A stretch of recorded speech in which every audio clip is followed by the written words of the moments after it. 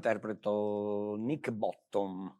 Il mio ruolo è, Nick è un matto patocco, cioè di quelli sani, quelli veri, è un artigiano che però ama il teatro e deve recitare, poi subisce una trasformazione, quindi è tutta una serie di scatole interpretative all'interno del personaggio. Ecco. È una gran fortuna lavorare con i giovani perché i giovani ti danno la misura del tempo, nel senso che sono già passati un sacco di decenni e io sto invecchiando e loro invece sono giovani e il teatro cioè, passa in un attimo come un po' la vita.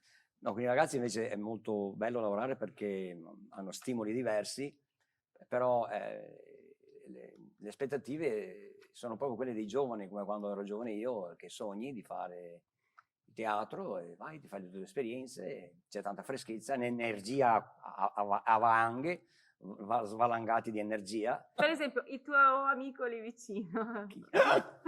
Ma è da tanto che è qua. Sì, No, non me ne ero neanche accorto. Cucciu, ecco, no, non ti posso spoilerare troppo, ma comunque chi conosce la commedia sa di cosa si tratta. Adesso guarda, te lo faccio vedere quanto bellino è. Mio ciuchino.